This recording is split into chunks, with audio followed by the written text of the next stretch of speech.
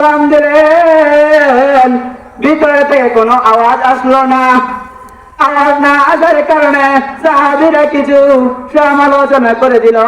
আল্লাহ রাসূল সাল্লাল্লাহু আলাইহি ওয়াসাল্লাম বলেন, হে আমার সাহাবীরা, তোমরা যা বলো না কেন, আমার সাহাবী আব্দুল্লাহ আনসারী এরকম না রে, এরকম না। কোনো না কোনো প্রবলেম থাকতে পারে, কোনো না কোনো সমস্যা থাকতে পারে। তখন আল্লাহ রাসূল সাহাবীদেরকে এরকম সালাম দিয়ে যখন উত্তর আসলো না, এরকম ফিরে আসার জন্য তৈরি হয়ে গেলেন, কিছু দুয়ার থেকে ফারেক হয়ে আসলেন। ওই রকম অটোমেটিক সময়ের ভিতরে দুপুরে থেকে ওই আওয়াজ আসলো, হে আল্লাহর রাসূল, আপনি আমার বাড়ির দরজা পর্যন্ত আসলেন, আইসা আবার চলে যাবেন, আমার তো মন মানে না। এই জন্য আমার আল্লাহ এমন গরিব বানাইছে, আমার বাড়িতে শুধু একটা কাপড়। ও মুসলমান, তোমার আলমারিতে কত কাপড় গুলা রয়েছে, তোমার বাড়িতে, তোমার ঘরের ভিতর যত কাপড় রয়েছে, একটা শোরুমের মতো আছে, একটা শোরুমের মতো হবে, একটা দোকানের মতো হবে। এরে নবীর উম্মত, দেখো নবী সাহাবীরা তো জীবন যাপন করেছে, তুমিও জীবন যাপন করছো। এ নবীর উম্মত, আব্দুল্লাহ আনসারী ডাক দিয়ে বলল, নবী গো, আমাকে আল্লাহ এতটাই গরিব বানাইছে, আমার বাড়িতে শুধু একটাই কাপড়, এই কাপড়টা দিয়া আমি এবং আমার স্ত্রী নামাজ আদায় করি। সুবহানাল্লাহ। আমার বাড়িতে শুধু একটা কাপড়, এই কাপড়টা দিয়া আমি এবং আমার স্ত্রী নামাজ আদায় করি। এই জন্য আমি যখন কাপড়টা পরি, আমার স্ত্রীকে আমার ঘরের ভিতরে একটা গর্ত করছি, ওই গর্তের ভিতরে আমার স্ত্রীকে বসাইয়া আমি আবার চলে যাই মসজিদ নববীতে নামাজের জন্য। এই জন্য নামাজে আমার লেট হয়ে যায়। ও আল্লাহর নবী, মনে কষ্ট নিবেন না, এই জন্যই আমি নামাজে দেরি করে যাই।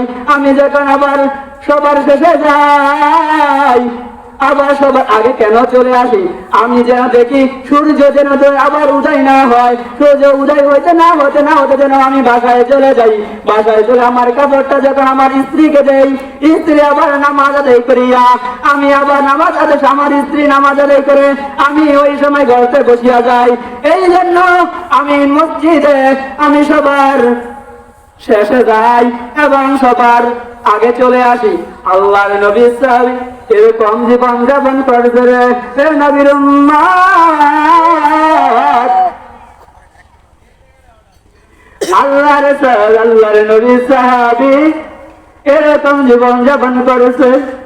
এই জন্য আল্লাহ রাসূল সাল্লাল্লাহু আলাইহি ওয়াসাল্লাম আব্দুল্লাহ আনসারীকে নিয়ে বললেন, ওনাকে নিয়ে চলো সাহাবীরা, আমার মসজিদে নববীতে চলে যাও।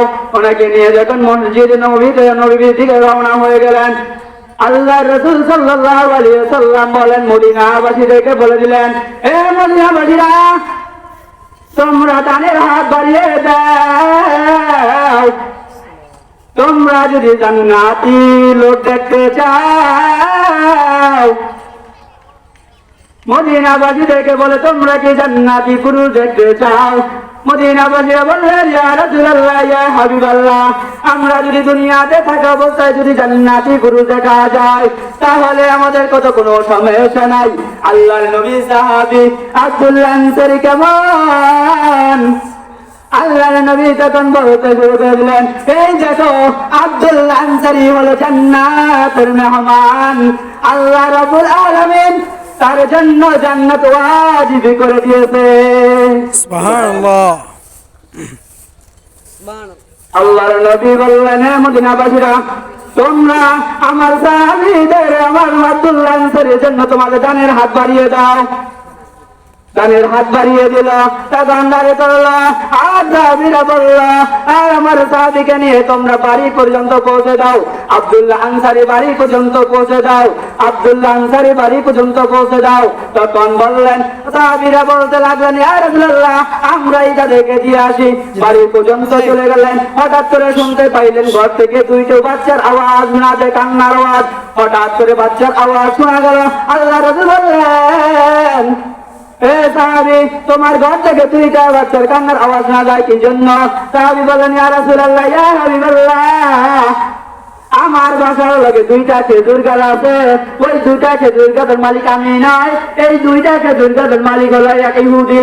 ওই গাছে থেকে যখন খেজুর করে আমার বাচ্চাটা মুখে দেয়, আবার ইহুদি তার না আঙ্গুলটা আমার বাচ্চার মুখে দিয়ে আঙ্গুল দিয়ে নিয়ে যায় খেজুরটা।